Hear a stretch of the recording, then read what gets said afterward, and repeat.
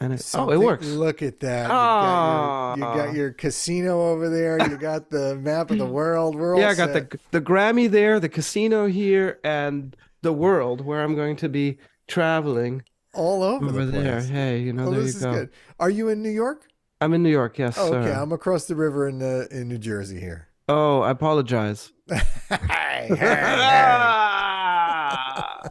Come on, you're a man of the world. It's New I Jersey's know, a I'm part of the just, world I too. love it. You have a good sense of humor. I've done that with some other people, and not everybody has your glorious reaction. Hey, congrats on the new album. It's called Surrender. It was released on March 3rd, and it's your first album to be released on vinyl. This is all very exciting. Jann, thanks for joining me today. Tell everybody about the new album. What's going on? Thank you. Evan, it's Evan, right? It is Evan. Evan Toth and WFDU. This is WFDU in New York, 89.1 FM, and we're also Amazing. going to be a podcast at thevinyldistrict.com. Wow. And so this is two shots in one interview. I love it. Thank you so much for having me on, man. You're welcome. Yeah, look, it's been it probably one of the craziest times to make a record the Right. last couple of years. It was we had to jump through a lot of hoops. Nothing went exactly like we thought it would, but eventually it feels like it turned out a lot better. I had already started releasing a couple of singles after my In Tandem album came out, and we started releasing singles in 2019. And one of the songs called Love You the Most kind of exploded on YouTube and got on a movie soundtrack called Married Young. The movie's called Married Young. It's an Amazon movie. And then the pandemic hit, and my I lost my manager, Gary Salzman, to COVID Wow. at the very beginning. So I sat there with a hit record and a hit song and a pandemic and the loss of my manager. So it was completely bizarre. I don't even know if I can describe it as something. I don't even know if sadness or shock or um, uh, you know does the situation justice. It was just so bizarre. Nothing made sense for a while. And then my label, or well, which was also because I was signed to Gallo in South Africa, and they had released In Tandem, and then Big Management, which was Gary's label, picked up some of those songs and started releasing them. And then we had Love You the Most come out, and after Gary passed, his business partner, one of the investors in Big Management, Maury Levovitz, continued the company. No one was touring. Everyone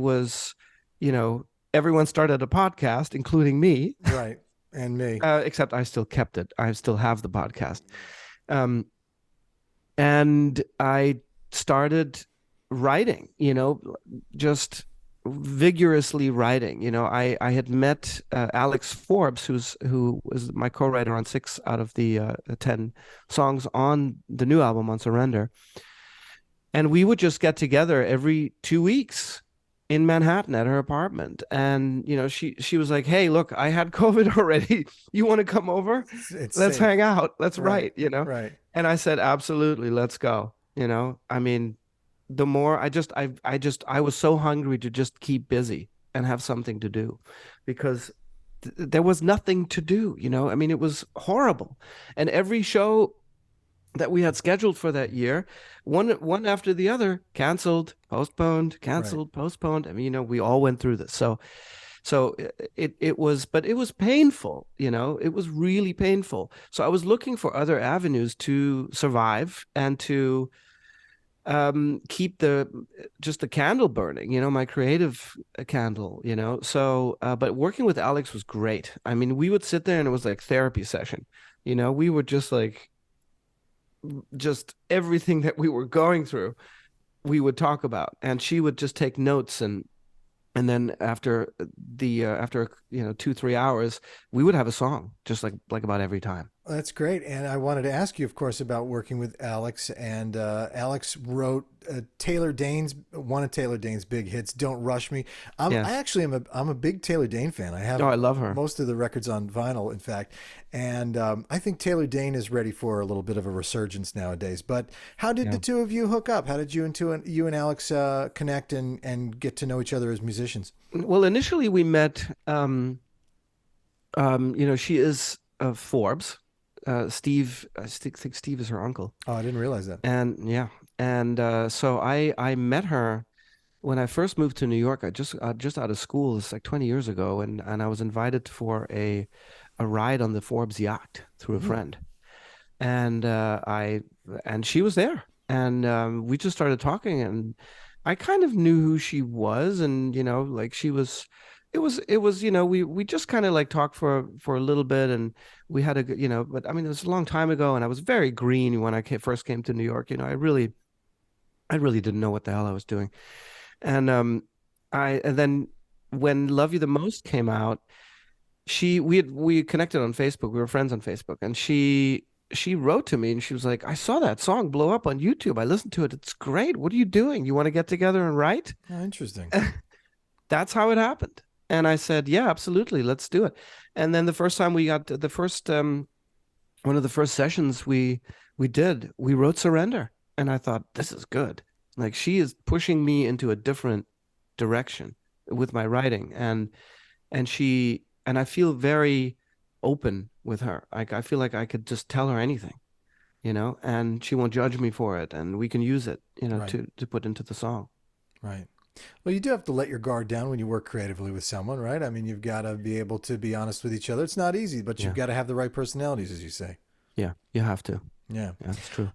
Talk to me about your relationship with the well-written pop song. That seems to be kind of one of your specialties. I hope you don't mind me using the word pop. I love pop music, No, and I pure don't at pure all. pop, what it is, and I'm just curious. How you kind of approach that composition and what elements that you think are really important to a really nicely written pop song. Wow. Good question. It's subjective, of course. One person's pop song will be very different than another person's. So I don't know how much of a wall I want to put around that. I think you Right. can write in very different ways and still be able to have success with the song. I mean, um, uh, "Happiness is a Warm Gun." That's a Beatles song off Well, the the White Beatles, Album, see, right? that's what I'm saying. The Beatles are So, technically a pop group, right? I right, mean, people might argue and say, well, they changed or they morphed, and that's true. But ultimately, they had pop hits, throughout their yeah. entire career. I mean, you could say "Let It Be" is a sort of a pop tune, but obviously, the Beatles transcend all that stuff. But yeah, "Happiness is a Warm Gun" is a good, an interesting. Keep going with that. Where are you going with that, Jan? I'm I'm going with with you. it. That's my favorite Beatles song, I think, for me, and I don't have a lot of Beatles records. I know Revolver from beginning to end. Like that was the one I wore out.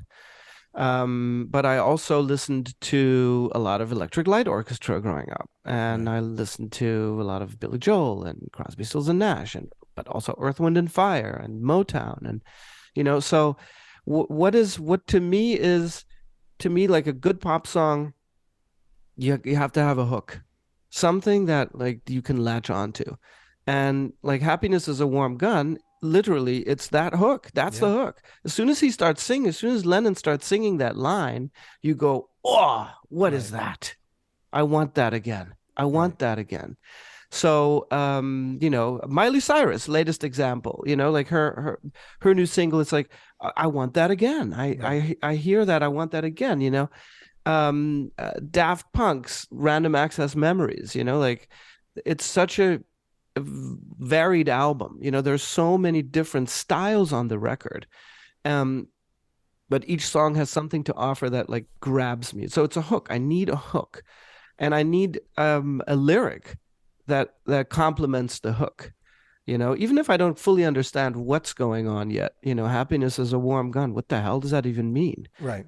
Right? So I need those two things. And then what I like personally is um, to try and go beyond your standard instrumentation of, bass, drums, guitar, keys. What else can I add to give it a unique sound, or, that deviates a little bit from my comfort level? Right. Right. Even if it takes a lifetime is one of my favorites on the album. I particularly like the interplay between the lead vocals and those backing parts. That's a really, I really like that. Can you tell me a little bit about that track in particular?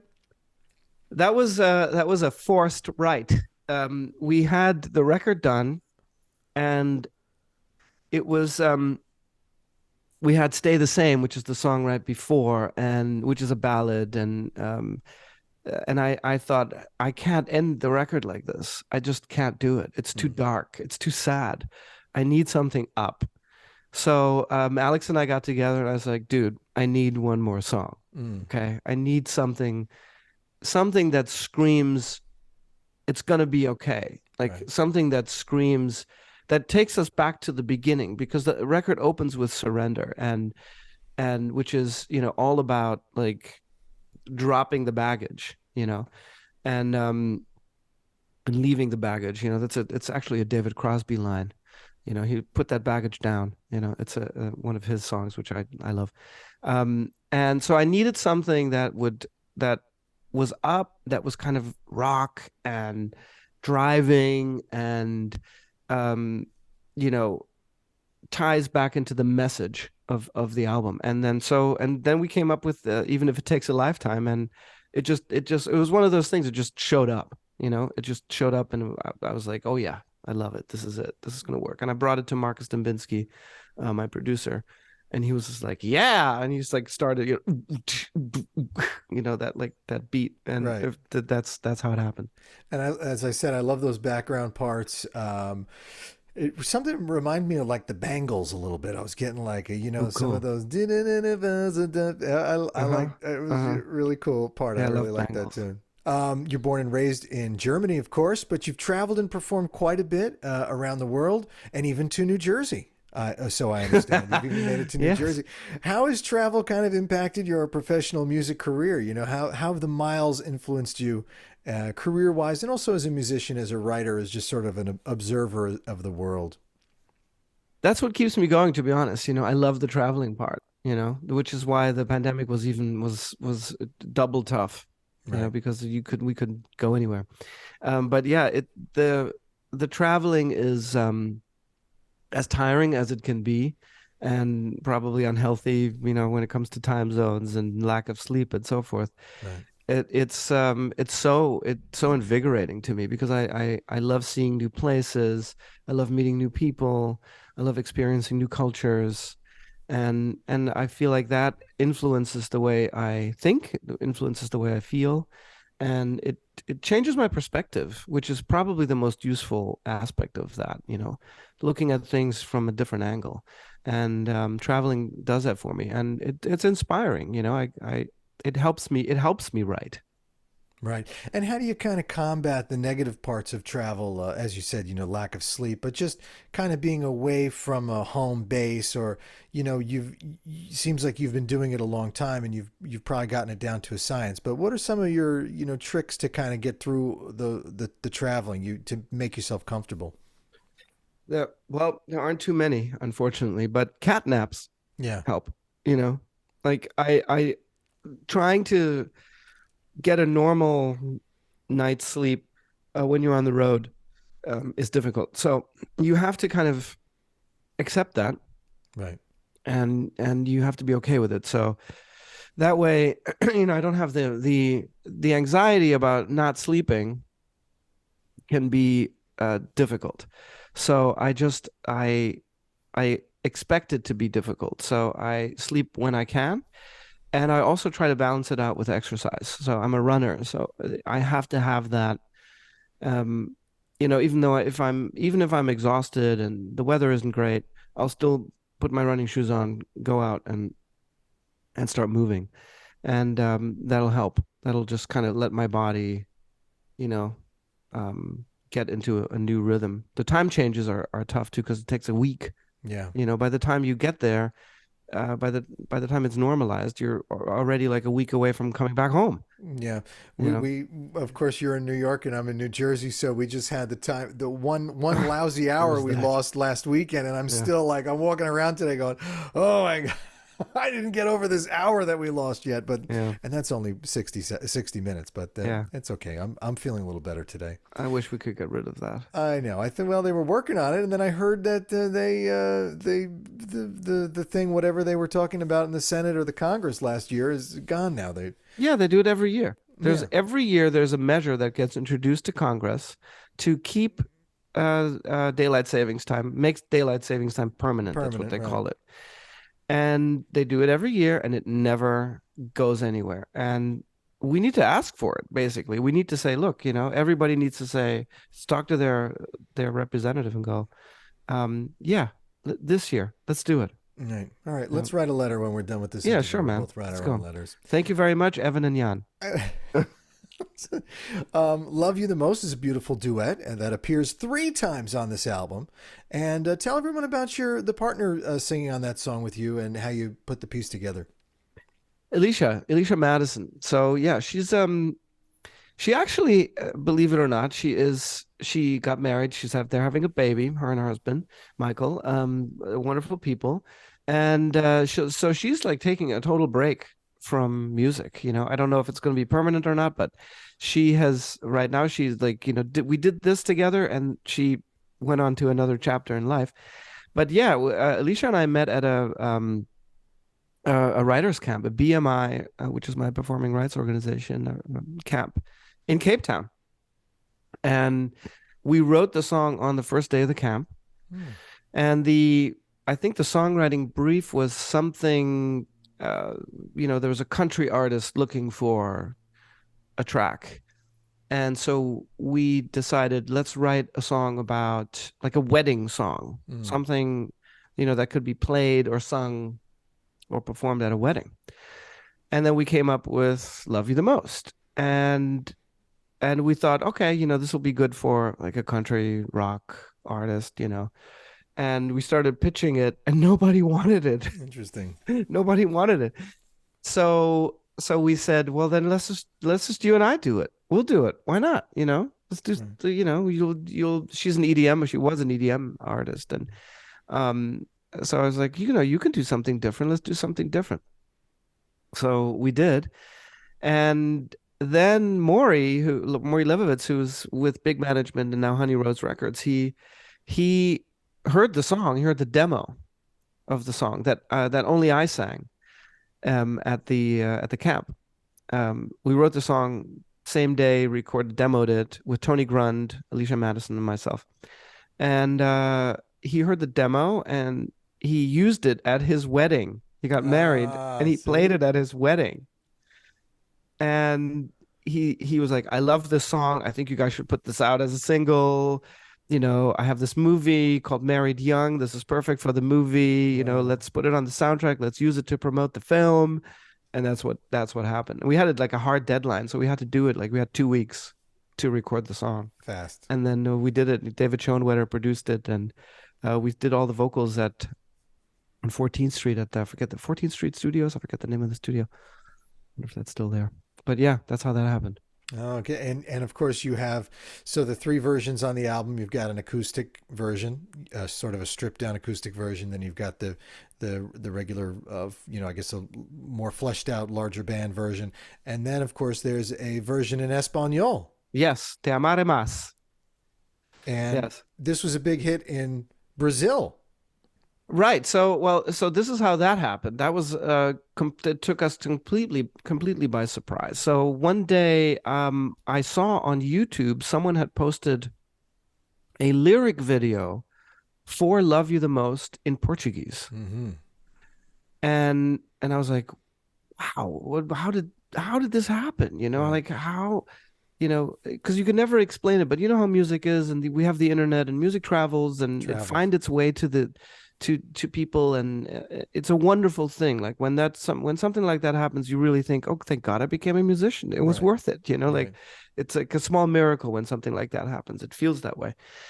And so I actually contacted the guy that posted the video, and I asked him how he'd found it, and he just heard it somewhere, and so I wrote to management and I said, hey, check this out, and why don't we do, not Portuguese but a Spanish version to, like, even make it even, draw even wider circle, and they were like, yep, let's do it, and they're like, do it. When can you have it done? I mean, like, they loved the idea. Right. So, and that was also mid-COVID, so we never were in the studio together.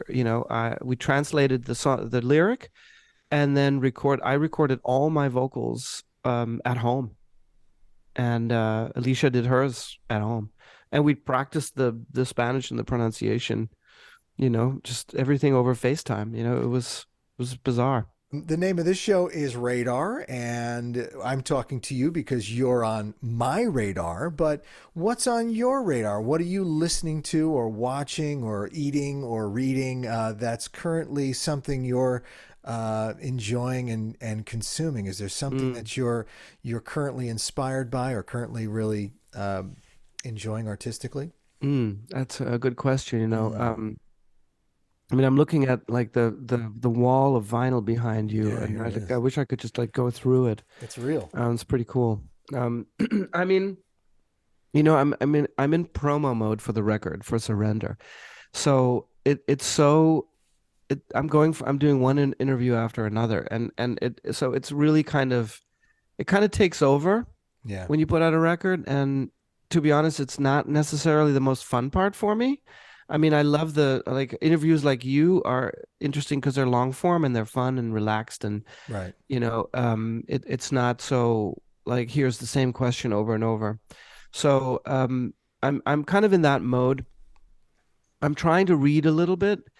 Um, I am reading. Here we go. I can actually show There you we go. this because I actually have it on my desk. I am reading Stephen Hawking. Okay. I'm reading this. It's Brief pretty answers good. to the Brief big answer to the questions. Yeah. It's a pretty good book, and he explains science in a very colloquial manner.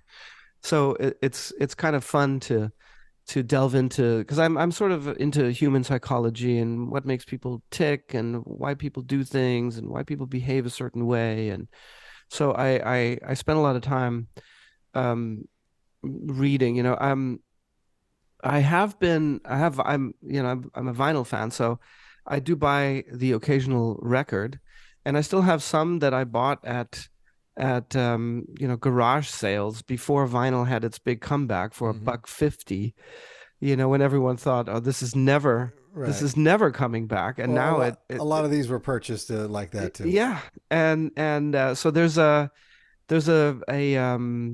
Ladysmith Black Mambazo album that I have been listening to a lot, and it's Okay. all vocal. It's zero instruments. I mean, that's mostly what they do anyway, but, Right. like, it's a complete vocal album. I'm enjoying that.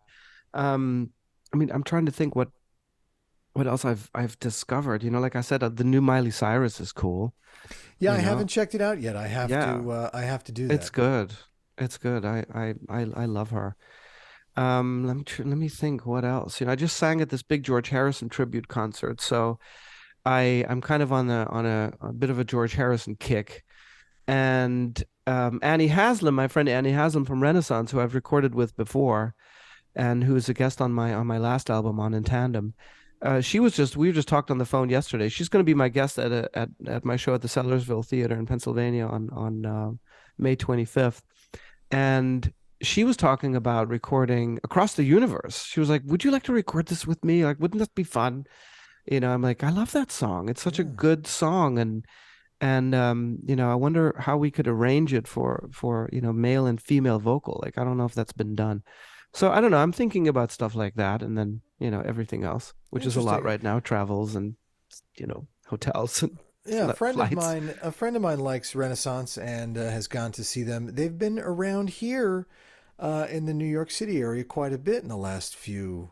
Yeah. Oh, they were just here a few weeks ago. Somebody was just here. They were just They here. were at Town Hall. Yeah. Yeah. Yeah. So Yeah. my friend went to that concert. I was thinking, oh, yeah, I have some Renaissance record. I have some Renaissance kicking around back there. Yeah. Renaissance, like those early albums are they're pretty good. Yeah. Congrats on recently attaining your American citizenship. I know you've lived in the Yeah. States for 2 decades now, but Yeah. I guess the pandemic was part of it. But what was some of your impetus behind making the effort to become a U.S. citizen to go through that process? The fact that I had time to do it, Right. honestly.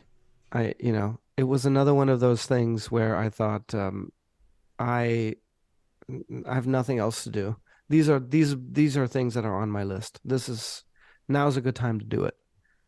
I mean, I've wanted to do it. I've wanted to do it for a long time. I mean, I'm not going anywhere else. I love it here. I love the opportunities this country has given me. So, and I mean that, I really mean that sincerely. I'm not just saying that, and I don't have to, not anymore, Right. So I really, as chaotic as this culture is, as chaotic as the American system is, I prefer it to something that is just follows the dots, the Mm-hmm. rules on at every turn. I think chaos is actually makes a society evolve or change. Whether it's evolving, that we can argue on that Right. department, but it certainly makes it shift Right. over time. Right. And whereas if you're doing the same thing over and over again, nothing's going to change. Right. Well, Jan, you're going to be at the Cutting Room on May 7th, Yes. and it's the official album release party. And what are some things you're looking forward to with that gig? That's a great room. It's a great space. And have you been there before? You played there before? Yeah, I did my last two album releases there as well. Oh, Yeah. that's your album release spot. It's the spot, yeah. And they survived, and they always treat me really well. Steve Walter is a great guy. He's good to do business with. And yeah, look, what I love about the cutting room is the sound. The sound there is great. Mm-hmm. And the size. So we can also have an after party. We can hang out afterwards, Right. and we won't be crammed into a small space. So it's roomy. The sound's great, and it's a great location. We're doing the show on a Sunday on purpose so that people from out of town can come in easy. You don't have to worry about parking on a Sunday in Manhattan. And yeah, I love playing there. I love playing there. Love it. So come to the album release party, free parking. Are you coming, Evan? If you're Only coming, if the then that's parking going is to make it free, even better. because I do hate parking. I don't mind driving in the Yeah, city, but the I parking hear is you. is always the worst. I would love to come if I can, and in fact, the idea that it's on a Sunday does make it more appealing to me as a man in his 40s with a family. So There you go. thank you for I did it just for you. thank you for reaching my demographic. I appreciate that. Yes. That's the Well, idea. Jan, congratulations on a great new Thank album. you. Hey, show everybody. I think you showed it the Oh yeah, vinyl before. This is on sure. vinyl. This is your first vinyl album to be released on vinyl. Ta-da. You've gotten it first. I didn't get it yet, but I will soon. And you got a great Yes, picture there, and it sounds good. Everything you said, you played through it. It sounds great. it does. It really does. Where did you have it pressed? Do you know where the actual disc was pressed? It says here, made in Czech Republic. Yeah, so it's probably GZ, the GZ plant there. They do good Is it? work. Yeah, Yeah. yeah. It's flawless. It's like, I was very nervous about that. How's it going to sound? How's the sound going to translate to vinyl? But we had a separate vinyl master done by Ben Kessler, who's my mastering guy. And it sounds good. That's Really the way good. to do it. I think sometimes they'll use the same master that they would use Yeah, digitally, and then you get vinyl needs a little different, it little does. little more nuance than the digital. Mhm. So you probably did it the right way, and I look forward to getting a copy and blasting it down here. Excellent. And where can people find out a little bit more about you? All the socials, Jann Klose. Everything is the same except Twitter. It's Jann Klose Band, JANNKLOSE.com, etc. Ta-da. That's the one. They'll they'll find you. Yeah, they'll find me. I'm easy to find. Thanks so much for your time today, Jan. You're welcome. Thanks for having me on the show.